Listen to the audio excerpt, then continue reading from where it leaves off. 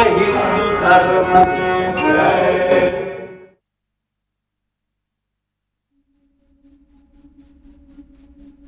माझा जन्म झाला तेव्हा मी 40शीत होते. मला एक मुलगा होता. पती गेलेले. मी पुण्यातल्या वाड्यात राहायची आणि खिडकीच्या चौकटीतून जगाकडे पाहायची. मी रमा आणि आता गंगा. आज 2025 सालात मला माझा सर्जक शोधायचा आहे. तो पुण्यात हिंडत असतो शांतपणे. त्याची नजर कोणाला न दिसणारं सुद्धा टिकते आणि त्याचे कान मनातलंही ऐकतात. आता माझंच बघा ना. मी आपली तिन्ही सांजेला अंधारा कोपरा धरून बसलेली. कोण बघेल माझ्याकडे? बघितलं तरी माझा आवाज येईल का? आवाज जो दबलाच होता.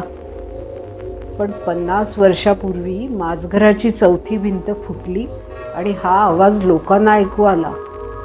ती भिंत फोडली माझ्या सर्जकानं आणि म्हणून मला त्याच्या करामतीचं कोड कौतुक करायचंय. हो ओ बाई, अहो जरा थांबा. तुम्ही बोलायला लागला आहात म्हणजे रमायच्याच. अहो आज महानिर्वाण नाटकाला 50 वर्ष पूर्ण झाली आहेत. अनेक मोठ्या मोठ्या लोकांनी त्यांच्या प्रतिक्रिया दिल्यात. हो का? त्यांचं राहिलं बाजूला आणि तुम्हीच बोलत बसलाय. त्यांना बोलू द्या बरं. मला एक सांगा, तो माझा सर्जक कुठे असेल? अच्छा, तो अमयात असेल किंवा ललित. तो बिझी असतो ह्या वयात देखील.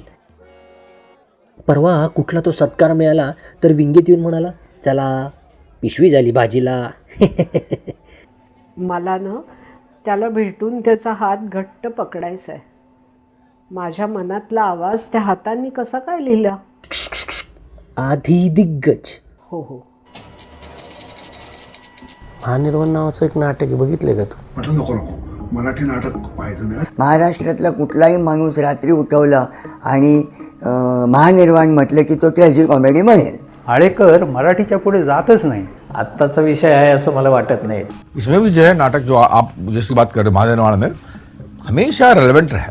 क्लासिक प्लेस इसलिए करनी चाहिए क्योंकि क्लासिक प्लेस हैं, वो हमेशा ही करनी चाहिए. क्लासिक प्लेस आप नहीं करोगे तो क्या करोगे? आप क्लासिक प्लेस ही करोगे ना. आप विलियम शेक्सपियर नहीं करोगे, चेखव नहीं करोगे, इब्सन नहीं करोगे, क्या करोगे? क्लासिक प्लेस क्यों नहीं की जाए मैं नहीं समझ पाता. क्यों सवाल ही पूछा अपने आप पे बेवकूफ़ी है कि इस क्लासिक प्लेस क्यों नहीं करना चाहिए या क्यों करना चाहिए? इसलिए करना चाहिए क्योंकि वो क्लासिक प्लेस है. क्लासिक प्लेस करोगे तो और लोगों को क्लासिक प्लेस लिखने की प्रेरणा मिलेगी और लोग लिखेंगे उसको. ऐसे प्लेस लिखने की कोशिश करेंगे जो आज से 100 साल बाद भी हो सके.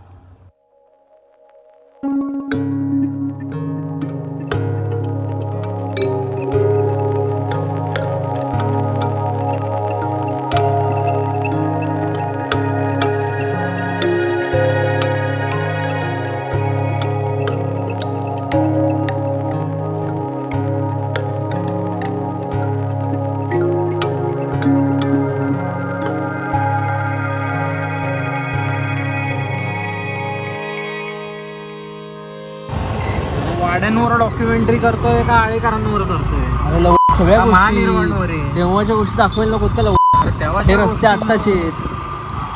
हे रस्ते आत्ताचे आहेत ना, तू शूट करतोय ते.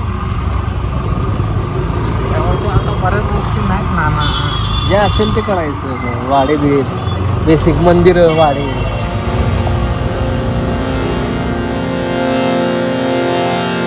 आळेकर एक नाटककार आहे एवढं माहिती होतं.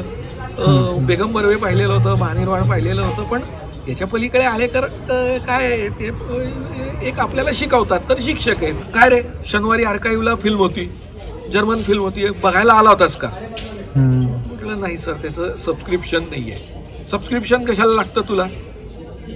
सांगायचं मी नाटक शिकतो. मग तुझ्या अभिनयाचा उपयोग काय? आणि जरी ते हे नसेल तर त्या डोअरकीपरला चहा पाज, तो सोडेल तुला. तिथे काय नाही तर फुल थोडंच भरलेलं असतं.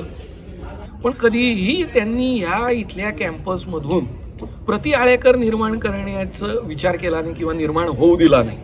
ते म्हणायचे की नाही, तुझी स्टाईल शोध, तुझा विचार मांड. Full time नाटकवाले.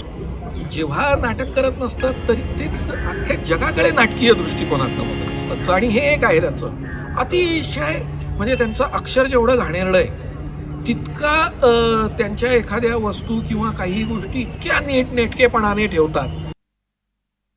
ते म्हटले की गाण्यावाले जसे रियाज करतात, नाचणारे जसे रियाज करतात, तसा नट रियाज करत नाही. तर नटांनी रियाज केला पाहिजे. तर मी म्हटलं लेखकाचं काय? तर मी लेखक आहे म्हणे, तर मी रियाज करतो. म्हटलं काय रियाज करता? तर म्हणे मी रोज छोटे छोटे प्रसंग मला जसे सुचतील तसे रोज काही ना काही लिहून काढत असतो. मग 2 दिवसांनी ते त्यांचे जुने सगळे कागद फाईली घेऊन आले. 2 दिवस का घेतले म्हणे ते जर वाचून दाखवायचं तर तालीम नको का करायला? आळेकर हे वाङ्मयीन परंपरेतले लेखक नाहीत, ते प्रयोगधर्मी असे लेखक आहेत. कथा असो, कादंबरी असो, कविता असो, काही असो, त्याच्यामध्ये तुम्हाला अनुभव हा महत्त्वाचा आहे. प्रतिमा निर्माण करता यायला पाहिजे. ती प्रतिमा निर्मिती तुम्हाला जर जमली नाही ना, तर मग तो निबंध होतो. आणि त्याला मग काय म्हणता माहिती आहे का तुम्ही? चर्चात्मक नाटक. लेकिन नाटक जो है अलग ही विधा है और हिंदुस्तान में इसका बहुत ही कम चलन है. हिंदुस्तान में प्ले राइटिंग बहुत अभाव में. हिंदुस्तान प्ले राइटिंग अलग ही क्राफ्ट है. हर बंदा क्लेम करता है कि हम लिख सकते हैं. नहीं लिख सकते यार, आप नहीं कर पाते. आपने बहुत कोशिश कर ली, जबकि इसमें मराठी में देखो लगातार नए प्लेज आए हैं. कारण जी बोला करते थे कि एंटरटेनमेंट है, नाटक चित्त का रंजन है. ऐसे ही जो है अगर आप नाट्यशास्त्र पढ़ो तो उसमें भी यही है कि नाटक चित्त का रंजन है. आपको गुदगुदाना चाहिए नाटक को. नाटक म्हणजे काय आहे याची ते जे डेफिनेशन सांगतात की मी काहीतरी केलं की प्रेक्षक असतात, मी काहीतरी केलं तर प्रेक्षक अचंबित होतात, प्रेक्षक गंभीर होतात. म्हणजे थिएटरमध्ये मी जे काय करतो ते मी प्रेक्षकांना कंट्रोल करू शकतो हे माझ्या लक्षात आलं की त्यांच्या नाटकात कोणीही कुठेही काहीही करतं, पण तरीही ते म्हणतात की नाही ते इंटरनल लॉजिक आपण पकडून ठेवायला पाहिजे.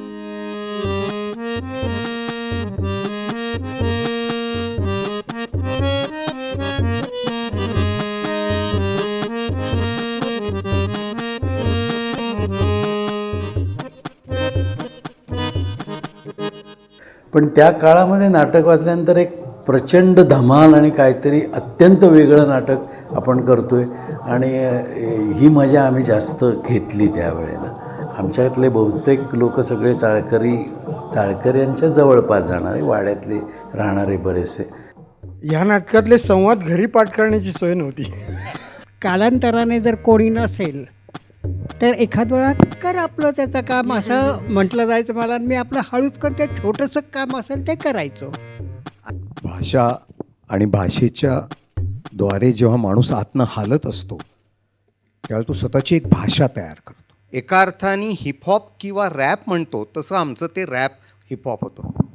रमा या पात्राबद्दल माझं आणि सतीशचं, तो दिग्दर्शक म्हणून आणि मी रमा म्हणून, असं कधी डिस्कशन किंवा काही बोलणं झालेलं नाही. आणि तिचं आयुष्य सगळं हे घरातल्या लोकांची काळजी घेणं, घर साफसफाई करणं आणि की अरे आपल्याकडे कोणी लक्ष ठेवून आहे वगैरे अशा भावना असलेली अशी एक बाई होती. खरं म्हणजे तेव्हाही आणि आताही मी भावनिकदृष्ट्या रमाशी फार मिळती जुळती आहे असं नाही, किंबहुना अजिबातच नाही असं म्हणूया. आणि गोरा रंग होता म्हणून बहुधा घेतलं. शारीरिक आणि मानसिक तजेला येण्यासाठी काय आवश्यक आहे ते या नाटकाने दिलं. अनंत कीर्तनं माझ्या त्या काळात, कारण मला ते नेहमी फुकट एकपात्री नाटक वाटायचं. कीर्तनाबाद छान रंगवायचे, एक अर्धा पाऊण तास त्याच्यातली ती गाणी. मला असं वाटतं की ते एक वेगळं पण मस्त म्युझिकल असायचं. गमतीची आठवण आहे, राज्य नाट्य स्पर्धेमध्ये आळेकरच्या नाटकाचे आम्ही कॉम्पिटिटर होतो. आरण्यक नाटक आमचं होतं आणि महानिर्वाण आळेकरांचं होतं. तर आळेकरांचं महानिर्वाण हे चक्रावून टाकणारं नाटक होतं. म्हणजे आमचे कॉम्पिटिटर असून आम्ही जरा नॅचरली क्रिटिकली कॉम्पिटिटरकडे बघतो, कारण आमचं नाटक कसं छान झालं आहे. मला वाटायचं अरे काय मराठी आपली रंगभूमी आहे, ते काय सगळे संगीत मान अपमान, तेच गाणी वगैरे वगैरे, आणि काय नाटक आहेत असं माझं मत आधीपासून होतं. आणि ते रायगडाला वगैरे पाहून तर मग ते वाईटच झालं. तर असं ते सगळं माझी परिस्थिती असताना मी जेव्हा परत आलो तेव्हा मला कोणतरी पुण्याला सांगितलं की चला आज आपण सतीश आळेकर फार एक नवे नाटक आहे. म्हटलं नको मराठी नाटक पाहायचं नाही. अरे म्हणे पाहू तर बघूयात. अरे मग मी मोठ्या नाखुशीनेच गेलो पाहायला. आणि तिकडे मी ते ओ कलकत्ता वगैरे सारखी नाटकं पाहिलेली, सगळे नागडे नट, सगळे पूर्ण नागडे नट समजलं स्टेजभर आणि 3 तास असं पाहिल्यावर आपल्याला वाटतं की किती पुढे आहेत दुसरे लोक. मी फार वाईट मत करून गेलो आणि महानिर्वाण पाहिल्यावर मला इतका शॉक बसला की बापरे, आपल्याकडे इतकी चांगली नाटकं होतात. या तऱ्हेचं थोडं लिहून बघू, त्या तऱ्हेचं थोडं लिहून बघू, अशा तऱ्हेनं न करता जो एक सूर आपणाला गवसलेला आहे तो सूर हा ते सतत आळवत राहिले. तुमचे मुखवटे काढणं आणि तुम्हाला तुमचा चेहरा दाखवणं हे जे एक मोठं काम आहे कलाकाराचं, नाटककाराचं, साहित्यिकाचं, ते आळेकरांनी महानिर्वाणमध्ये केलेलं आहे. पण साहित्य संघामध्ये बुधवार योजना होत असे, तर एकदा आमचे आजोबा, त्यांना आम्ही तात्या म्हणायचो, मला म्हणाले या बुधवारी एक नाटक बघा. एक माणूस जो सौभद्र, संशय कल्लोळ वगैरे वगैरे ह्याच पिढीत रमला, त्या माणसाने मला पहिल्यांदा महानिर्वाण सारखं अद्भुत नाटक दाखवलं. तो फर्स्ट ईयर सेकेंड ईयर में था जब मैंने देखा था कारंजी का नाटक, अलकनंदन ने डायरेक्ट किया था इसको, भोपाल रंगमंडल लाया था इसको. उसके बाद में मैंने खुद किया ऐसे, मैंने इसमें लिरिक्स और म्यूज़िक किए थे. 1997 में रॉस्टन नेबल ने इसको डायरेक्ट किया था.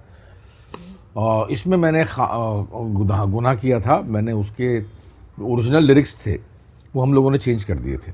ऊर्जा भाव, ऊर्जा साले भोर हो गई, अरे मुर्गी भी अब बंग मार के बोर हो गई, बड़ा लंबा गाना था वो, आजकल मेरे बँड में बजता है वो.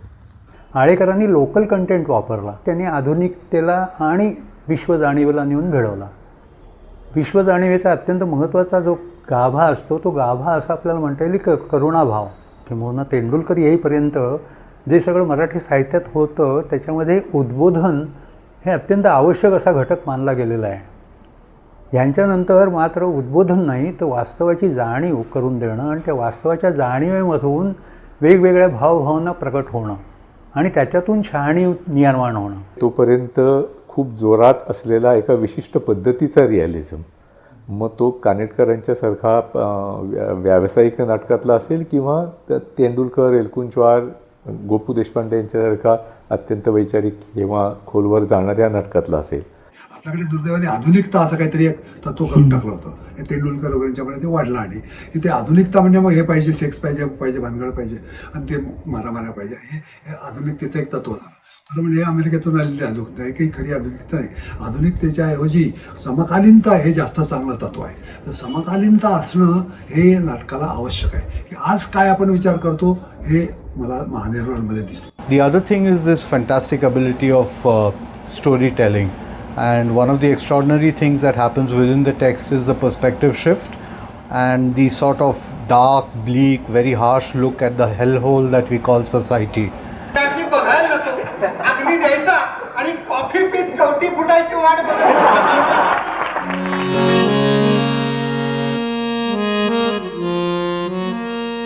साधा माणूस गेलाय चाळीतला, त्याचा मयत करायची. खरं तर हा एवढा विषय. कुठल्याही गंभीर प्रवृत्तीच्या लेखकाला मृत्यूचं आकर्षण हे सदैव वाटत राहिलेलं आहे, सदैव.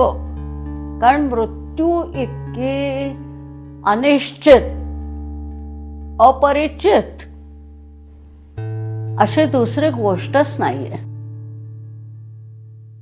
की महानिर्वाणची एक मोठी स्ट्रेंथ ते लोकेटेड आहे हे असण्यामध्ये आहे. सगळा जो मध्यमवर्ग चाळींमध्ये राहणारा होता तो लोअर मिडल क्लास होता. ते पायजमा, धोतर, ते अंडरपॅन्ट हे त्यांचे आंबट शौकीन विनोद किंवा त्यांचा एकूणच जीवनाकडे बघण्याचा अत्यंत निहिलिस्ट दृष्टिकोन.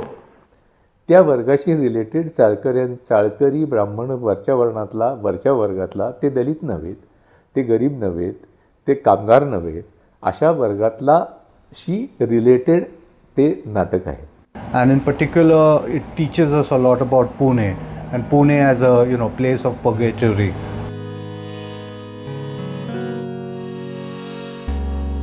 मला असं वाटतं की हे मृत्यूविषयीचं आहे, मध्यमवर्गीय जाणीवांविषयीचं नाटक आहे, हे बरोबर आहे. पण हे दोन्हीही आळेकर डिव्हाइस म्हणून वापरतात आणि ते जगण्याविषयी बोलतात. किती इररॅशनल आहे. The spareness, the minimalism and the modernity with which it sort of clashes with the traditional values which we tend to uphold more than it should be given credit for. कमी होता कामा नाही. आपण लवकर मोकळं व्हायला पाहिजे. चाळीच्या नळाचं पाणी जाण्याच्या आत आंघोळी जेव्हा कोणीही मध्यम वर्गाविषयी कॉमेंट करतो तेव्हा स्वतःला अलूफ करून घेतो आणि म्हणतो हे बघा हे मध्यमवर्गीय, हे बघा किती मेडिऑकर आहे, हे बघा हे कसा विचार करतात, यांच्यामुळे आज अशी परिस्थिती आलेली वगैरे वगैरे. आळेकर तसं करत नाही. आळेकर म्हणतात हे बघा मी मध्यमवर्गीय आणि मी किती हास्यास्पद आहे, आणि स्वतःच्या जगण्याचंच हसू करून ते नाटकामध्ये मांडतात. आणि प्रेक्षकांना खरंच स्वतःवर हसायला येतं की मीच येतो. अरे हा रो, हे असंच घडतं की आईला हे आपण असंच करतो की अरे हे असंच बोलतो. आणि त्यामुळे ॲक्च्युअल म्हणजे शुगर कोटेड पिल्स आपण म्हणतो त्या पद्धतीने त्यांना जो टोमणा म्हणायचा आहे तो मार्मिकपणे ते प्रेक्षकांपर्यंत तर पोहोचवतात, पण प्रेक्षकाला कुठेही तो बाधक होत नाही, प्रेक्षक कुठेही दुखावला जात नाही. हे पिल टोटल आहे, त्यामुळे तुम्ही त्यातला शुगर बाजूला केला की ती कडूच आहे, आणि ती कडू आहे त्याचप्रमाणे तुम्हाला ती आत्मपरीक्षण करायला लावणारी आहे. हा डावेकडून तिसरा हा फार धाडसी प्रकार होता त्या काळातला, आणि तो सतीशने अगदी शेवटपर्यंत लपवून ठेवला, पण सांगून एका अर्थाने टाकलं की ज्या क्षणी नवरा जाणं त्या क्षणी वेगळा पुरुष दिसणं, आपल्या सगळ्या परिस्थितीचा एक उबग घेणं आणि स्वप्नावस्था, भासमय अवस्था की त्याच्यात वेगळा माणूस दिसणं, आणि दॅट टू त्या आईला दिसणं, हा फार बंडखोर विचार होता त्या काळातला. की ती नानाला सांगते की डावीकडून तिसरा हा तिला आवडला आहे.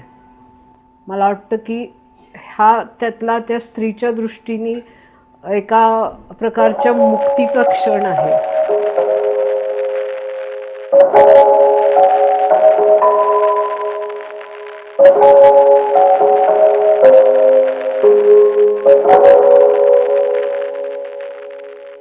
भाऊराव सापडत नाही, कीर्तनकार सापडतो, कीर्तनाच्या अंगाने संवाद होतो, पण ते नुसतं तसं नाही आहे ना.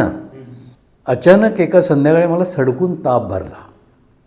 मला खरंच असं वाटायचं की नको ती स्पर्धा, ताप लांबू दे, मला उभंच राहता येऊ नये, म्हणजे तो प्रयोगच होणार नाही. आता जे मला आता मी याच्यासाठी देतोय तर या सट्टकमध्ये मला असं सारखं वाटतंय की आपण जे काही याच्यातलं शोधलं ते आपल्या एकट्याचंच आहे, आणि ते दुसऱ्याच्या मनात गेल्यावर ते त्याला त्याचं वाटतं, असं एकटं असं सगळं असतं.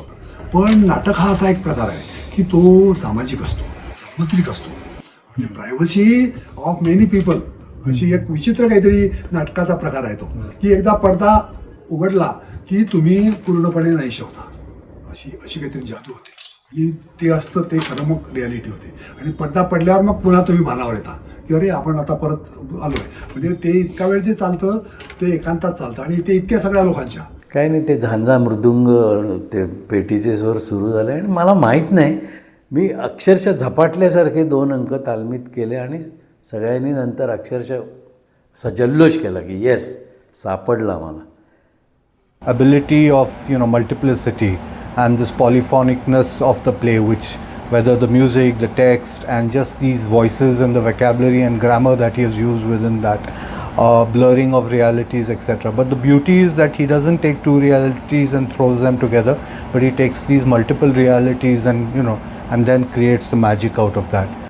And there was something Brechtian about the whole thing, in its penetrating critique of the pretensions, the show, the demonstrativeness, very often false and phony, around a death, the grimness of death, the reality of death. And all that came out so powerfully.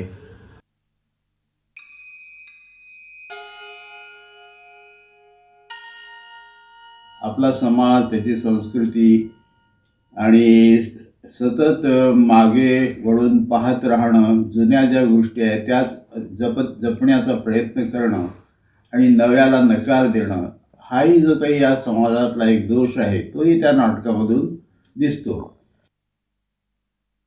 आळेकरांनी केला होता का एवढा विचार? तर अजिबात केला नव्हता. भरल्या वृक्षावरती जैसे मधुर फळ लटकले आणि गोळे गोळे मासाचे ते हाडावरती रचिले. How worthless you have become in the total human scene. म्हणजे not only human life is worthless, even death is worthless.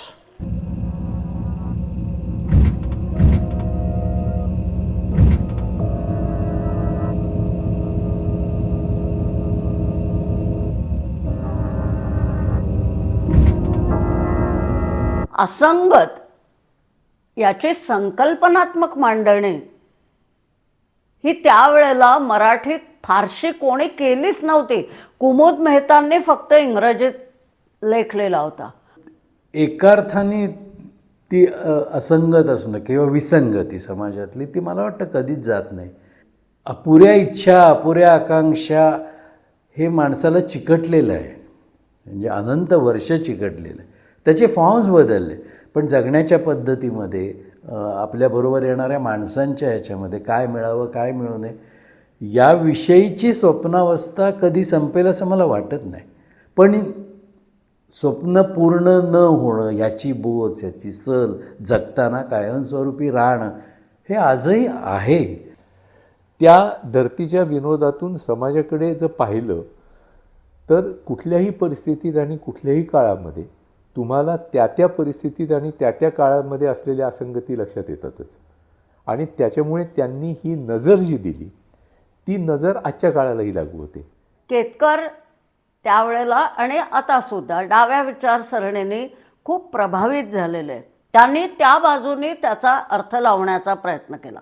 किंवा ढेरे हे लोकसाहित्य लोकसंस्कृतीचे अभ्यास, त्यामुळे ढेऱ्यांनी महानिर्वाणमध्ये जे कीर्तन आख्यान वगैरे त्या दृष्टिकोनातून त्याने त्या नाटकाकडे बघितलं.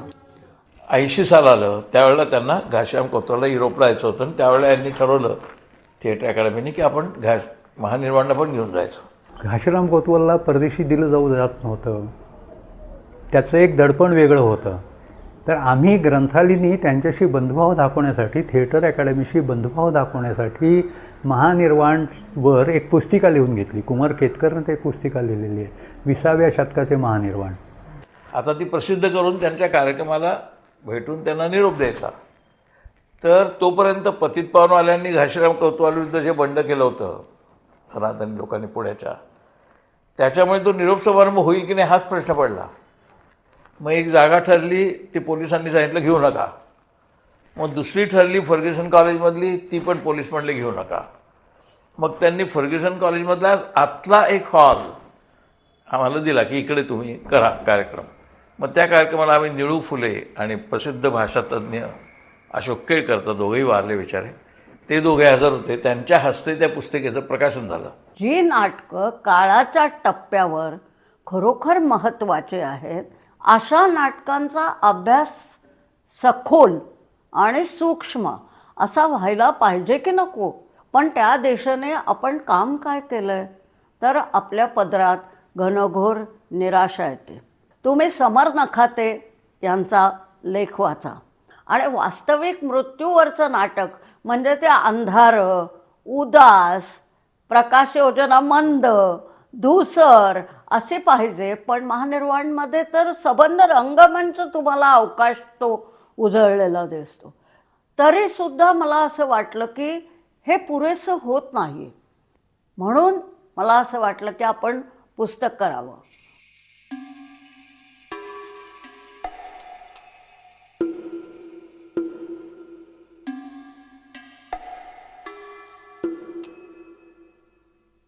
ते आहे त्या रंगमंचावरच्या संकेतावर, कन्व्हेन्शन्सवर प्रयोग करत करत नवीन स्वतःचे काहीतरी असं अवास्तव वाटणारं पण ते शेवटी वास्तवाकडे बोट दाखवणारं काहीतरी सारखं येत राहतं त्यांच्या ह्याच्यात. जगण्याशी समरस होऊ पाहणारे लोक त्यांच्या ह्याच्यात फार असतात. आपल्या जगण्याशी ते जोडून घेतात आणि पुढे जातात. ते असं बंडलं नाही करत किंवा ते तोडून टाकत नाहीत किंवा त्याच्या काही निराशा दाखवत नाहीत.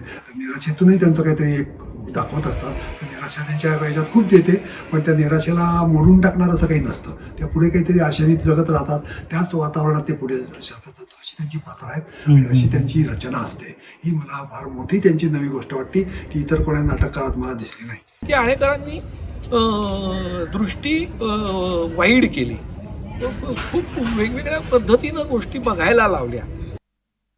त्याच्यामुळे ते भाषांतरित करणं सुद्धा फार अवघड गोष्ट आहे. अनेकांनी प्रयत्न केले. शांता गोखलेंसारख्या अत्यंत कदाचित भाषांतरामध्ये सर्वोत्तम व्यक्तींनी सुद्धा ते नाटक ट्रान्सलेट केलेलं आहे, परंतु मूळ मराठी नाटकाची मजा त्या ट्रान्सलेशनमध्ये येत नाही.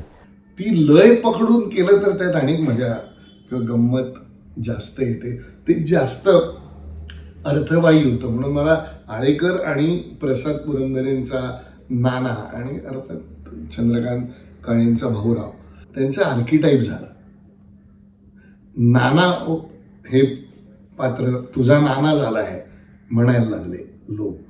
भाऊराव हे पात्र भाऊराव म्हणून शफात खाननी त्यांच्या नावाच्या एकांकिकेत मैताचं सामान किंवा ज्याचं दुकान आहे. And what I think Alekar does astoundingly well is the painstaking details, which is probably one of the reasons why each and every Chalkari is also sort of recalled by us, just merely because of the detailing of things that he has done.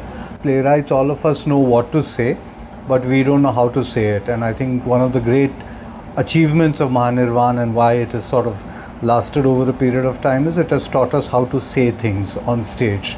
परंपरा आणि त्या परंपरेवर आळेकरने केलेली शस्त्रक्रिया असं एक वाटलं. शस्त्रक्रिया कशी उघड केलेली नाही आहे, ती अशी लपून छपून केलेली आहे किंवा गनिमी काव्याने केलेली आहे. एक मोकळेपणा आला, एक प्रचंड मोकळेपणा आला विशिष्ट पद्धतीच्या रिअलिझममधून, जो नंतरच्या लेखकांना दिग्दर्शकांना फार मोठ्या प्रमाणात फायदेशीर झाला. परंतु आळेकरांची दृष्टी इतकी वैशिष्ट्यपूर्ण आणि वेगळी आहे की ती दृष्टी तशीच्या तशी कॉपी करून वेगळं काही करणं जरी काही लोकांनी प्रयत्न केले तरी ती तांत्रिकदृष्ट्या आश्रमामधले माणसांच्या हालचाली अशा रिपीट करता आल्या तशा महानिर्वाणचे मोडलेले संकेत तर रिपीट होऊ शकत नाही. मराठी में जो कुछ हुआ है वो वाकई बहुत हिंदुस्तान के मेरे ख्याल से बहुत ही कम प्रदेशों में हुआ होगा. नाटक को लेकर जो है अलग अलग एक्सपेरिमेंट्स हुए हैं. मराठी रंगमंच जो है बहुत ही समृद्ध रंगमंच. याच म्हणावे स्वतःचा बाप मेला समजून जसे सामान देशील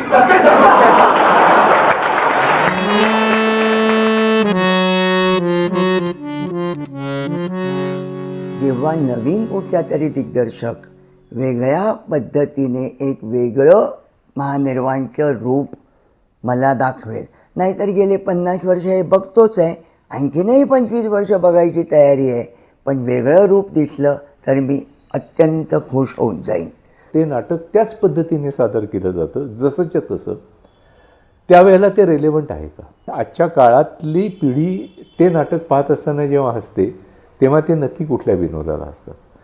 जे चांगलं नाटक असतं त्याला एकतर चिरंतन महत्त्व असतं किंवा कंटेम्पररी महत्त्व असतं. महानिर्वाणला दोन्ही आहे. चिरंतन असणं ही काही एकमेव साहित्यकृतीला जज करण्याचा क्रायटेरिया असू शकत नाही.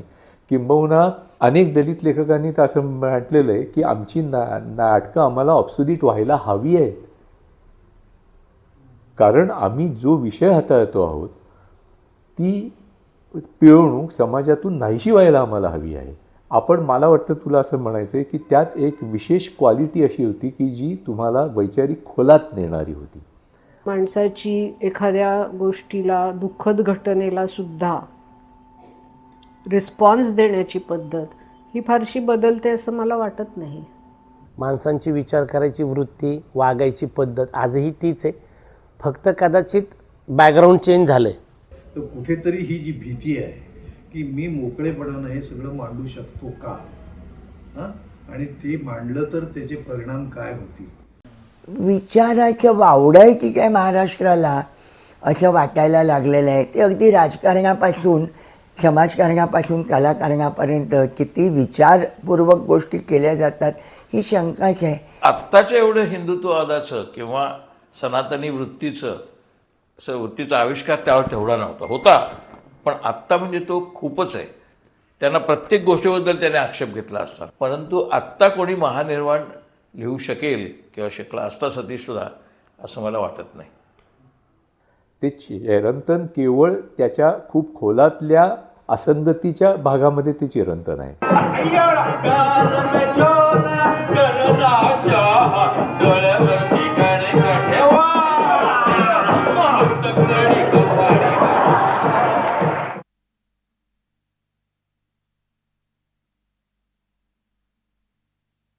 And what remains at the end of it for a lot of us is this spiritual degradation. And when you sort of leave the auditorium or put the text aside, is that you sort of stare into your own soul, and it's not much of a soul to stare at. One of the reasons why I think this play has lasted and will continue to do so for the next hundreds of years is the fact that it's your first experience of loss of innocence, and once that innocence is lost, you sort of understand theatre better. जोपर्यंत हा समाज आणि ही व्यक्ती शुद्ध होत नाही आणि निखळ होत नाही आणि तशी काही शक्यता दिसत नाही, तोपर्यंत हे नाटक चालू राहणार. म्हणजे हे राहणार, हे असणार. सर्व विद्या सर्व कला पूर्ण आत्मसात केल्या, पूर्ण आत्मसात केल्या, परिणाही ओळखिला, परिणाही ओळखिला, परिणाही ओळखिला, परिणाही ओळखिला. पांडुरंग पांडुरंग पांडुरंग पांडुरंग पांडुरंग पांडुरंग पांडुरंग आता का विलंब, आता का विलंब, पांडुरंग पांडुरंग पांडुरंग पांडुरंग.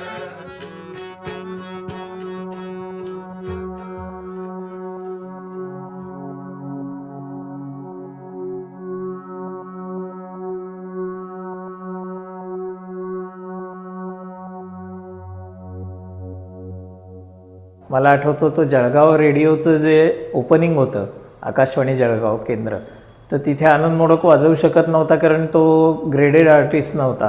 त्या आकाशवाणीच्या नियमात त्यांनी वाजवणं बसत नव्हतं, म्हणून मी पहिल्यांदा महानिर्वाणचा पहिला प्रयोग तो वाजवला. तर महानिर्वाणमध्ये बऱ्याचशा चाली या पारंपरिक आहेत. 2-3 गाण्यांवर सुद्धा परंपरेने येणारे म्हणजे साकी दिंडी किंवा कीर्तनात जे संगीत आपल्याकडे परंपरेने वापरलं गेलं त्याचा प्रभाव खूप आहे त्याच्यात. आधीचं स्ट्रक्चर असतं ते तुम्हाला मोडता येत नाही पूर्ण, कारण मी आता किती जरी लिहू म्हटलं तर मला माझ्या मराठीची जी परंपरा तोडता येत नाही. कर्म करिया वाडे काळासेशी नाही गोड, काळासेशी नाही गोड, तेरी जाण बेसल्या, जया शुद्ध ब्रह्मज्ञान. पण त्यांनी फार सुंदर त्याला एक घरंदाज कीर्तने ढंग मिळाला. असं जेव्हा आलं की बांधा रे बांधा ताटी बांधा ताणून बांधा रे येईल बांधा, तेव्हा आनंद म्हटल्यावर काय वाटतं की तो म्हणला मी आता यापुढे अग्रलेखाला पण चाली देऊ शकेल. बांधा रे बांधा ताटी बांधा, बांधा रे बांधा ताटी बांधा, ताणून बांधा रे येईल बांधा, ताणून बांधा रे येईल बांधा. हवा हवा हवा हवा बासमतीचा भात हवा, हे चला पुढे चला सारे चला.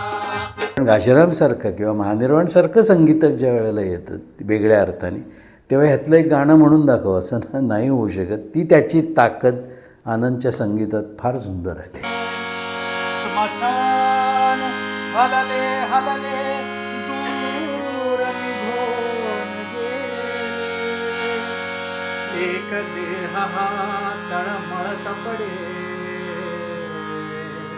स्वारस्य निघून गेले. तो घेऊन येतो, घेऊन जातो. बरोबर, आपला भाग सगळा त्याच्यावर, बाकी काय नाही. अविश्वास हा असू नये, विश्वास असतो. भगवंतावर विश्वास ठेवा, तुमचं काम होतं. असं सगळी लोक सांगतात, मीच तेच सांगतो. माझ्या पद्धतीचं काय नाही सांगत आहे. मला असं वाटतं की तो सहज त्याच दिशेने जाणार होता. भाऊराव ज्या पद्धतीने कीर्तनी अंगाने सबंध आयुष्य त्याचं मांडतो, ज्या पद्धतीची शैली आहे नाटकाची, तर त्याला भैरवीशिवाय मला पर्याय दुसरा दिसत नाही. आणि आपण म्हणतो ना की कितीही बंडखोरी केली, हे नाही ते वापरू, ते नाही ते वापरू, परंतु त्या अंताला, एक कुठल्याही अंतिम गोष्टीला एक भैरवीचं बिरुद थोडंफार आहे चिकटलेलं. माझ्या लहानपणापासून त्याच्याही आधी हा भैरवीनी संपवायचं असा एक प्रघात पडलेलाच होता. नावा चाललीसारखं गाणं नवीन केलेलं होतं, ते काही ओरिजिनल कीर्तनी बाज नाही तो, पण लोकांना ते सोपं असल्यामुळे आवडलं. आपण कलाकार आहोत, आपण काम करतो, आपल्याला सगळंच माहिती असतं, पण आजही जेव्हा नाटकाचा शेवट येतो ते आवाज आलेली पंढरपुरात, तो आवाज आलेली पंढरपुराला लांब जातं ना, की लाल भडक ज्वाळांनी वेढलेला भाऊरावांचा तो देह, म्हणजे ती चिता पेटतीये, ती चिता आता धना पेटतीये.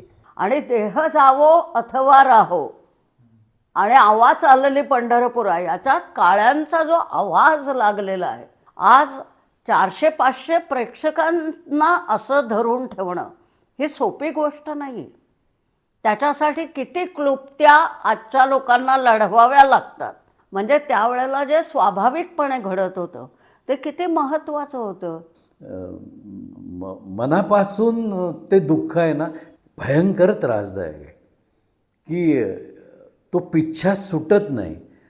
त्या चौकट आहे, त्याच्यात तो नाना दिसतोय, त्याच्यामागे त्या बोचणारा डावीकडून तिसरा पण दिसतोय. ही कमाल आहे सतीशची. आणि माणूस संपला तरी त्यातली ती गुरफट आणि त्याच्यात ती गुदमरणं ते संपत नाही. आणि तरीही एक चला माझी शेवटची इच्छा पूर्ण होणं, हेच या समाधानात ती भैरवी येते. वरवर विरक्तीच्या गोष्टी करणारी सासू जाताना मात्र सुनेला बजावून सांगते, आता कैसी यात्रे जाऊ, आता कैसी यात्रे जाऊ, काय जाऊ तेथे पाहू, काय जाऊ तेथे पाहू, मुले लेकुरे घरदार, मुले लेकुरे घरदार, हे जी माझे पंढरपुरा, मुले लेकुरे घरदार, हे जी माझे पंढरपुरा. आवा चालली पंढरपुरा, आवा चालली पंढरपुरा. थँक्यू.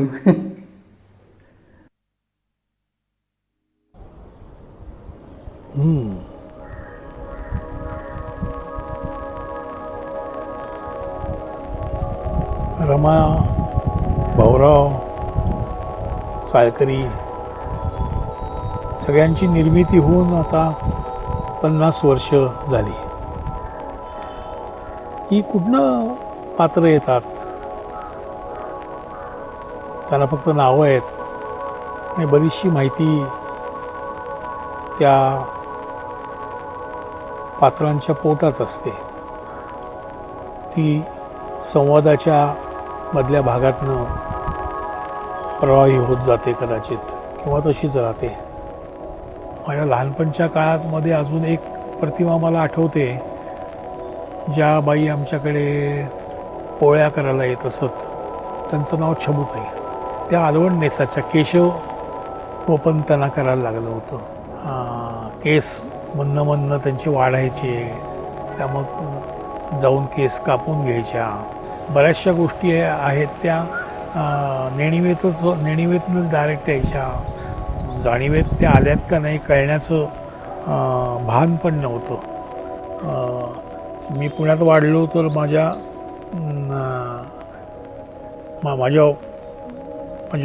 नाटकांमधनं पण पुणं येतं, पण ते पुणं असेल असं अशातला भाग नाही. काही हिस्सा दिल्लीचा असतो, काही हिस्सा अजून कुठल्या गावातला असतो, आणि तो असा मेल्ट होऊन येतो किंवा असा झिरपत येतो. अनेक माझ्या सुखदुःखांच्या प्रसंगात या नाटकाने मला धीर दिला. विशेषतः चंद्रकाळ्यांचा तर मी मनोमन ऋणी आहे. पण त्यांनी असं तेव्हा ठरवलं असतं चंद्रकांत काळ्यांनी की आता झालं 10 वर्ष झाली, 15 वर्ष झाली आता हे नाटकाचं आता संपलं, म्हणजे आयुष्य जे असतं ते. पण तसं झालं नाही. हे नाटक तिकीट काढून बघावं असं वाटतं. त्यासाठी प्रेक्षकांचा आणि विशेषतः त्यातल्या कलाकारांचा मी अतिशय ऋणी आहे की कुठलीही आर्थिक प्राप्ती त्याच्यातनं होत नसतानासुद्धा हे माझं नाटक विविध भाषेतल्या कलाकारांनी, विविध भारतातल्या विविध भाषेतल्या दिग्दर्शकांनी हे नाटक रंगमंचावर ते घेऊन आले.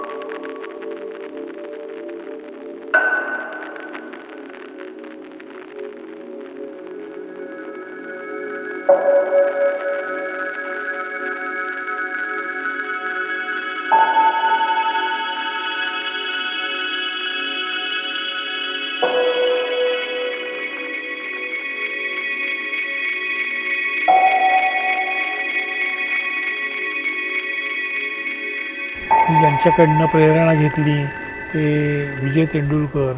त्यांच्या नाटकाला 50 वर्ष पूर्ण झाली पण ते बघायला हयात नाहीत. वसंत कानेटकर, पण मी चुकून हयात आहे कारण मी बरंच तरुण वयात लिखाणाची सुरुवात केली म्हणून हे भाग्य कदाचित मला मिळालं असेल. ह्याच्या पलीकडे काही नाही. जो आमचा मूळ संच होता त्यातले तर दुर्दैवाने बरेचसे लोक आज हयात नाहीत. त्याला संगीतकार आनंद मोडक, ज्याच्या चाली अगदी अजरामर आहेत, अजूनही गुणगुणल्या जातात.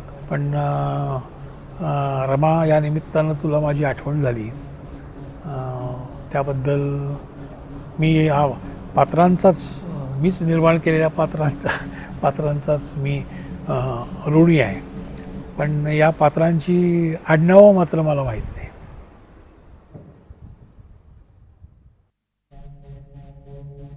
पण मी बाई माझ्या सर्जकाला मनापासून शुभेच्छा दिल्या हो. माझा हा अस्फुट आवाज 50 रुपयात 100 रुपयात आजही ऐकू येत असेल. आज 50 वर्षांनी का होईना पण माझ्या भावना कोणाला वर्ज्य वाटत नसतील. नानाची माझी बाजू घेण्याची तळमळ आता बंडखोरीची नसेल वाटत. स्वाभाविकतेला रूढींच्या बेड्या नसतील. गळ्यात बांधलेल्या जोखडासारखा अपराधी भाव आता नाहीसा झाला असेल. काहीही म्हणा, पुण्यातले वाडे पाडून टॉवर झाले पण बाहेरून शेंदूर लावला म्हणून आतली मूर्ती बदलली असेल का? हा 50 वर्षांचा उत्सव आहे माझ्या जन्माचा, माझ्या अस्तित्वाचा.